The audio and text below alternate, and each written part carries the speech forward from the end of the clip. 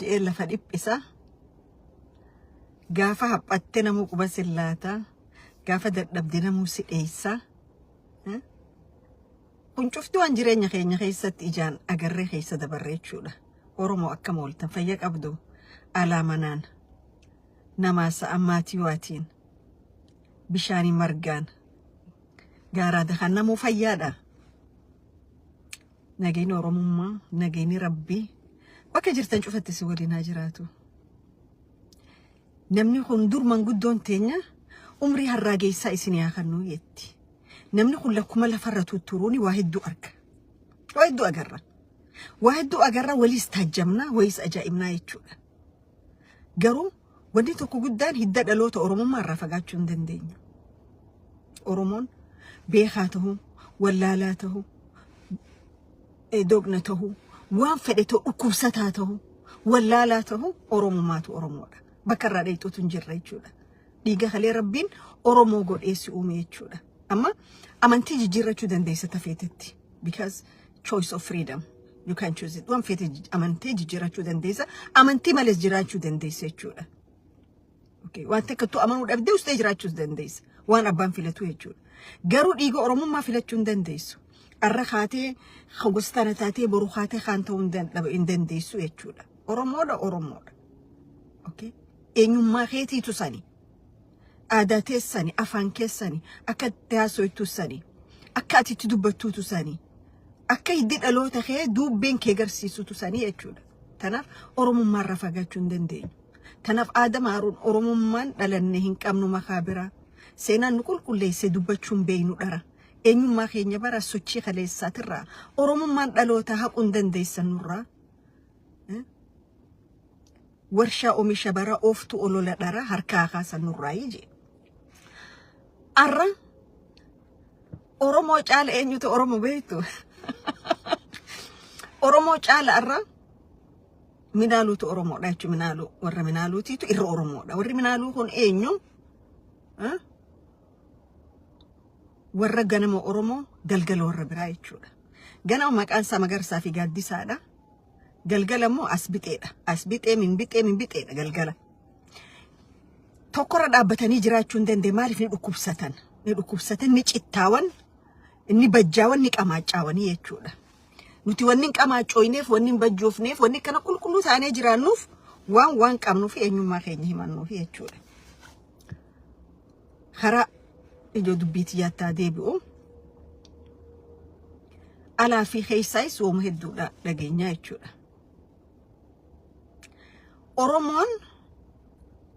Oromoo injo akka Oromoon saba guddaadha nation great Oromo nation kan injoon warroonni Oromoof qabsoo ina ja'an ganama Oromiyaa ja'anii galgala Itoophiyaa jechuu kana yoom dhaabuu deeman. Eega waan sanitti amante maaliif gatii nama kafalchiista? Okay. Maaliif sanduuqa san keessaa bahuu hin dandeenye biliichaan dhiqamte waa meeqa godhamte akka gartee bilii sanduuqa san keessatti hin deebine maskatii si qabsiifne shittoo si dibne deodorantii adda si dibne ati deemtee sanduuquma san keessa jirtaa jechuudha. Sanduuqa galgalaa san yookaan ummata Oromoo walabummaa bilisummaa ja'amee gatiin kafalame kun bakka sanitti hin geessine. Gaafa deemee gatiin kun kafalamuuf ummanni kun waan isaa mirkaneeffachuuf jala dhiyaate muka tokko jalaa fuutanii jechuudha akka kufuuf maaliif ittiin amantan san gatiidha itti nama kafalchiiftan malee ittiin amantanii jechuudha. Okay. Muka dildila lama hoggaa kana keessa dildila jechuudha. Dildila kanarraan tarkaanfatta. Hoggaa dildilli kun deemee bakka san dhaqa tokko jalaa hirkiftan. Kan as jala neqamee dhume hafe immoo hafe kanaan bilisummaa walabummaa Oromiyaan ni bilisoomte garuu ittiin amantan Oromiyaa bilisoomtu san. Malif haala itti jirtanii nama agarsiisa jechuudha. We are struggling for equality in democracy. So malif ummanni Oromoodha equality fi democracy yoo ta'e malif gatii kafala? Malif peaceful struggle gaggeesse equality plus unity san arkachuu hin danda'u. Army struggle hoggaa haftu ummata oromootiin bilisa baasa biyya bilisa ummata bilisa saba walaba biyya walabooma misee biyya walaboomte ummata bilisoome ummanni kun akka biyya walaboomte keessatti nagaan jiraatu etteeti garuu ummataan jetta malee you are not believing on that researching amat afur godhe kana nagarsiisaa jechuudha 2018 booda wanni deemu jiru kanuma dirre agarsiisaa jechuudha gaaf tokko yeroo tokko faranjichi tokko warra mootummaa biyya tanaa keessaa bakka bu'oota magaalaan an jiruuti waan feetan kiriirlii dubbachuu hin dandeenye je kana feena jettanii jala murtanii himuu hin dandeenye je waan jala murree kana feena himuu hin dandeenyeef ummanni keenya gatii kafalu jira jechuudha amma sanu bara dura biyya tana dhufne maaltu ture bara dura biyya tana dhufne faranjiin tokko gamma konferensi oromoon tokko irra dhiyaate oromoo jechuun oromoo san keessaa qabanne harka dhoyne jechuun alla oromoo jenne interview afaan ingiliziitiin kan namtus odoo hin caqasne mee waan jaamu dhagaya mee waan haasaamu jiru dhagayaa jedhan maaltu haasawame they have no idea achi keessaa wanni fudhattan kanaaf ummanni oromoodha maal barbaada ummanni oromoo maal barbaada qabsoon ummata oromoo maal galmaan ga'uuf an kaniin itti guddadhes kaniin bares ummanni oromoo biyya isaa biyya wala bataate oromiyaa ummanni kabilisan keessa jiraatutti qabsaa'uudha saniin tiif barreechu sanitti ilkee cabsannee si jechuudha garuu haalli irra jiru sanin fakkaatu power struggle fakkaataa jechuudha maaliif qabsoo irra deemu jirtu tan only being controlled by 4 people nama afur abalu 4 I can put it down the name afran kun waan ifi haasaw male ummata waan tokko himan akka ifi fedhan male akka ummanni joo gurra isaanii tirran deemu jechuudha fedhii isaanii arkannaan they don't really even care waan jedhamu kanaa jechuudha garuu nama gaddisiisa garaa nama nyaata yoo dhiini keetilleen dhiiga ummata oromoo keessa jiraatu ta'e akka indagaadhaami akka adeerran keejanitti indagaadhaamitti qabsoo oromoo keessa dhufte qabsoo dhiiga ilmaan oromootiin qaama dhiqachuu maa barbaachisa dhiiga oromoo nagadachuu maaliif barbaachisa yoo hidda dhiiga dhaloota keetiitillee ta'in oromoon tun keessa dhalattan keessa guddattan garaa isin nyaatu sabni oromoo jedhamu kun jechuudha kanaaf gatteenyee sila laallee gaariidha ammoo haalli kun waan ittiin fufneef numa sirreeffama it is matter of time to control this gaafa ettanii gaafa akkana michi kiiloo afur jiru kun waan cufa control godhaje isa copy gootanii kaastaniin bareechuudhaan bakka isinitti deemtan I say no in front of you guys I just say no kun hin hojjetu nje diinummaa namaa moggaaftanii jechuudha ayyo abbonis diina ta'in beekanan abboon qabsaa rabbi rahmataa godhuufi ayyoon qabsoo itti rabbi rahmataa godhuufi karaa oromootiif oromummaa ranna guddisaniisi abbaan ki abdallah kiyya takka diina gadin godhanne ashi oromoo takka diina gadin godhanne warri niin an irraa dhaladhelleen warri ana adda bulchaa turan takka diina gadin godhanne agartan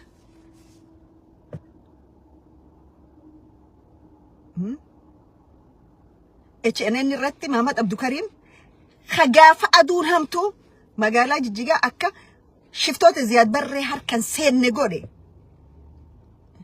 lubbuu isaa qaalii if kennee jechuudha du'a odoon sodaatin horteen an irraa dhaladhe jechuudha biyya bilisaa taa'ee dubbachuu hojjechuu dhiisii biyya san keessatti illee san godhamaa ture jechuudha garuu ati basaasa karraa dhalatte basaasa okay khabak you know what waa garii liqimsanii garii tufanii ja'ansanii gartee dhiiga ilkee kana garii tufanii garii liqimsaniif usne male we know what's going on jechuudha okay suuta ajjadda barreeffama keessaa nama barreessitanu maal guwaa takka nama godhu sin dandeessan okay biyya ollaa jiraadhee $5,000 akkama dura godhaa turtan abalu ajjeesaan jettanii jechuudha dirree qabsoo jiraadhee duubaan dhawaayin jettanii jechuudha. I'm just right here. Waan akkana godhuu hin dandeessu. Kanaaf suuta je'e. Ilmoo irraas bitee suuta je'e.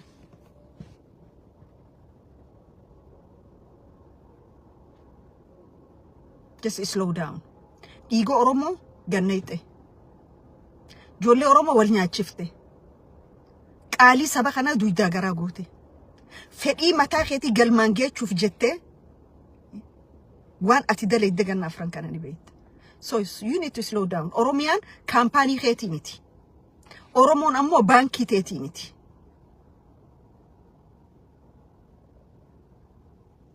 Okay? Khana shimeen keenya tokko hattuurra haasawa Gwaaddi Shimallis Abdiisaa hattuun yoo dhiisuu baatte boksiidhaan dhawaayi je. Shimee ka dura boksiin dhawaa yoo sitee yoo maal jetta atumarraa yoo boksiin tun jalqabamte.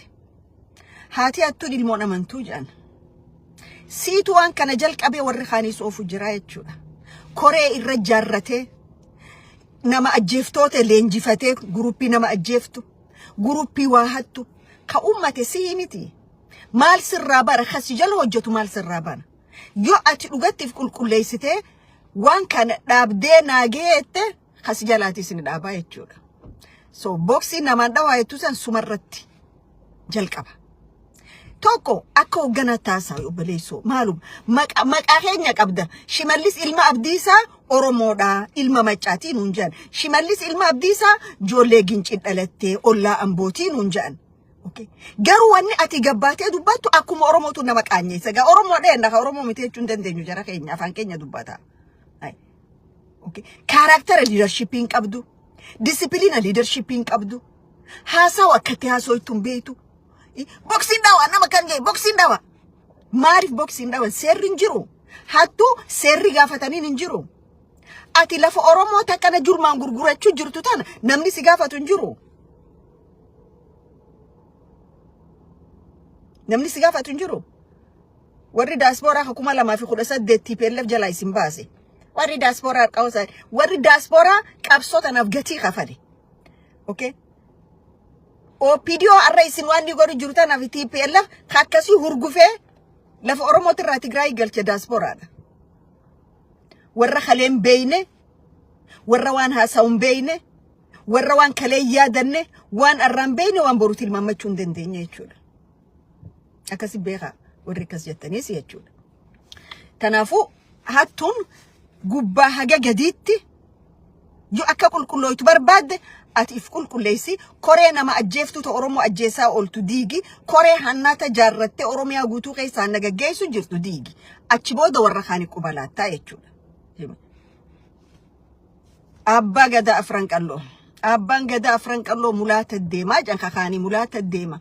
Abbaa Gadaa Afran Qalloo dirree dhawaa dhagaa bu'uuraa isaaf keesse gandaan ani itti dhaladhe ganda kiyya kadhaquu deemtu kanoo Ogaadeeniif dhagaa bu'uuraa lafa kaayuu deemtaare. Mulaataan ganda kiyya gandaan ani itti dhaladhe naannawa san Ogaadeeni shiftoota Ziyaad Barreetu wajji wallolu jira ummannini amma naannawa san dhayxee dhagaa bu'uuraa Ogaadeeniif kaayuu deemta. Mumaali wanni ati naannawa sanit deemtuuf horti angaachi hafte sani duguuguu deemtaa silaayis ati ejentii biraati ati. Ejenti warra biraati. Achi dhaquu dura dhiiga Sabriin Ziyaad maaliif hin baafne? Okay? Tokkummaa Afran Qallootiin godhe tokkummaa Oromootiin nuti ka barbaannu. Afran Qalloo kophaa isaa waan dhabe hin qabu. Kabeenus kabarrees katti jirrus katti jiraachaa jiru tokkummaa Oromooti. Okay? Tokkummaa Afran Qallootiin jedhe dura deemi dhiiga Sabriinaa tadayyuusicha shiftaa warra isaa ajjeesiftan gumaa kafali. Ani warra mulaataatiin illee kaniin jiru. Warra mulaataatiin namicha Abbaa Gadaa Afran Qalloo jedhee dhufe kun dhiiga Sabriinaa Ziyaad san shiftoota isaatirraa fuudhee gaafadha. Namni dhiigan tala Oromoo tokko baasuu hin danda'in Abbaa Gadaa ifiin jedhee magaaluma san keessa magaaluma inni jiru keessatti shiftaan dirree dhawaa keessa rasaasa mataa facaase ajjeese ammallee dirree dhawaa keessa ijmaa awwadaa qaba hoggaa deemee tokkummaa Afran Qallootiin jabeessa jiru naman qaaneessu eessumaa nu gayyaate dilli qaanyituun eessumaa nu gayyaate Abbaa Gadaa Afran Qalloodis Abbaa Gadaa mataa keetii ta'uu hin dandeessu gandaanan itti dhaladhe deeqeen najisin okay akka dirree dhawaa garte isa waliin qabneetti mulaataa dhayte ogaadeen wajji dhaynete yaa waylak hafiige simbaasu amma ati wayi waliin laaquu deemta malee nagaaf hin deemtu jireenyi kee diaspora doolaarri kee Canada medikaalli kee Canada wanni antoko kanin jo biyyuma tam keessatti namni biyya biraa taa'ee diaspora wanni jo abbaa gadaa afran qalloo ja'ame ka waggaa fedhe as dhufee enjoy go ka waggaa maaliif dhiiga namaatti taphattan maaliif lafa taphattan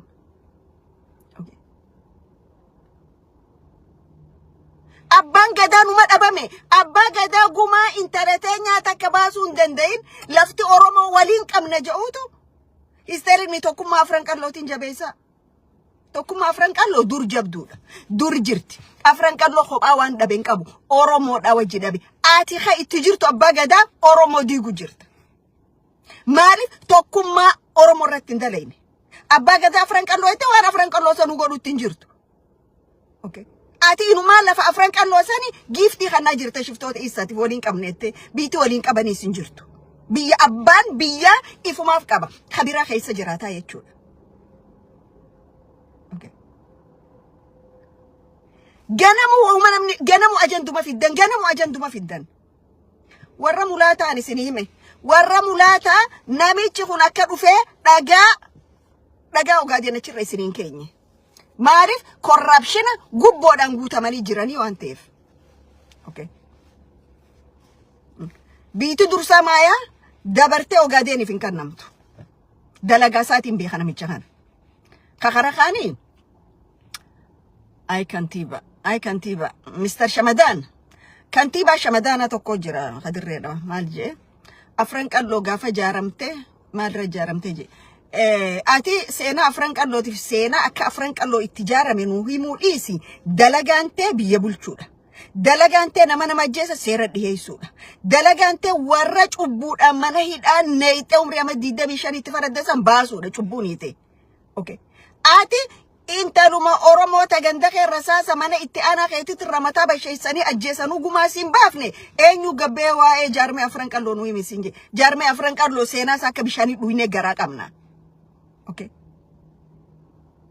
jaarmeen afran qalloo saba adda if keessa qaba eeni qaba Somaliif keessa qaba Araba qaba Oromoo qaba okay cufa qaba garuu inni ragad dhaabbate sabboonummaa Oromummaati tanaafi manguddoon afran qalloo dirree dhawaa keessatti gabbaaftee rashanamtee jechuudha ati sarra seenaa san balleessuudhaaf nu dubbachuu barbaada lakki isaan Oromummaa irratti miti maal irratti who the hell are you kana kanuu himtu ati dalagaante lafa gurgurachuu hatu ilmaan kee ollaa kiyya jiranii nagayaan jiraatanii waan dandeessu samatte biyya baafachuudha seena afran qalloo warra seena san beekuuf dhiisi seena afran qalloo warra sanirraa dubbachuu beekuuf dhiisi okay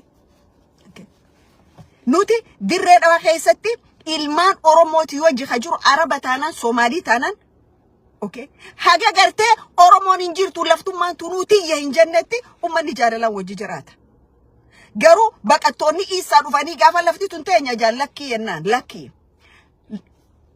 afran qalloo sabboonummaa Oromootii fi dhiittaa ummata Oromoo irra gaggeeffamaa turteetu jaari gurra si calaw kantiibaa Shamadana atillee nama keetitti seenaa Oromoo tana dhiitee balleessuudha barbaadda atilleen hanga dandeetii deetii hanga tirattutti jechuudha biyya san keessatti seenaa Oromootiin dhoysoo'ette akkanuma aduutti harka kana qabda addunyaa numa ifti garuu ati kana qabdu seenaan Oromoo numa ifti okay asiyoonni dhufaa dabraa numa dadhaban seenaa Oromoo balleessu waan rabbiin tiisu namni balleessuu danda'u hin jiru habashoonni asiyoota boodas hedduutu tiraay godhe balleessuudhaaf but they couldn't sirni gadaa kan balleessina jaan volkaanoo ta'eeti lafa ol dhoohee waaretti tanaaf kantiibaa dirree dhawaa joollee Oromoo tagaafa isaa fi saatnaaw bobbaaftanii fitnaa dhandhaartan hidhan neeyxanii warra isaatiif saatnaaw baaftanii jara kan amma 25 itti faraddan abbaaniif ilmaan illeen keessa jiru dhaqii baasisan yakkaaniite ummata san cubbuudhaaniite dhaqii baasi dhugatti ati nama seeratti buloota dirree dhawaasan keessatti sabni biraa hoggaa du'e namni ajjeesu ni qabama. Sabni biraa ka fedhame yaaduu dirree dhawaa keessatti namni nama sana ajjeese numa qabama. Garuu ka Oromoo ajjeese olluma bulchaa dirree dhawaa taa'ee jimaa wadaay qamaa namni tuqu hin jiru jechuudha. Maaliif already gubboo itti naqaniiti akka hin qabamne godhanii jechuudha shifticha isaa kam ciyyoo teenya ajjeese san.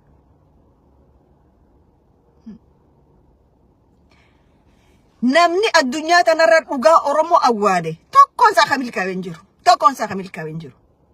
Amma fa addunyaa irra keessa jirru tan qabeenya ummataa lafa gurgurtanii hattanii baankii alaa baafattan waan feetan gootan dhumarra numa qabama. Maaliif addunyaan shifti taatee jirti ka durirraa. Lafa Oromoo takkana dhibbaa gurgurtan tana dirree dhawaatti qabii haga jiddu galaatti warraaqsi ummataa gaafa dhufe lafti tun cuftinis Oromomaaf deebiti. Kabitate habitatu maa jaarratu nuuf jaaran garuu beekaa nuuf jaaran. You have to know that. Haduma tokko jira shiftaa isaa tokko mootummaa federaalaa keessa Adam Farah hajaan. Adam Farah isa tuudha qaqqabnaa jee. Adam Farah hattuun isaan caaltanii jirti gurbaan dheengadda miidiyaa Ogaadeen irra dhiyaate biliyoona maallaqa ummataa hate. Dirree dhawaan mana san qabu jijjiga san qabu.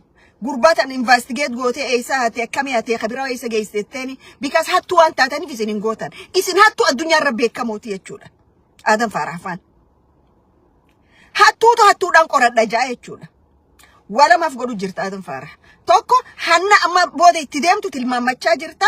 Lamata electionii waan dhufeef ati itti gaafatama party prosperity whatever it is party pilsiinaa tajanii waan taateef naannawa baa hawaashii gad already nama keessan ka afaan keenya beeku an Oromoodha goosiftanii naannawa adda addaa ramaduudhaaf akka deemtus beekamee jira jechuudha. Hawaashii gad keenyaan injiru miti khani beeyta garuu khara biraa shira biraatiin Oromoo keessa seenu Oromoo namni ganda keessan filamu nama isin beeytan ta'uu qaba. Lafti tun lafa Oromooti. Fakkeenya tokkoon jaa amma biyya feete keessatti seera biyya sanii yoo guutte filuuf filamuuf mirga qabda. Abbaa feetate gosa feetarraa dhaladhu. Garuu wanni biyya san keessa deemu jiru sanii miti. Wanni biyya san keessa jiru lafa hatuudhaa mi dureen. Land grabbing amma nama hatuudha seenan. Enaniif warri Adam Farah faan Oromoon ija qaroodhaan laallachuudha qaba.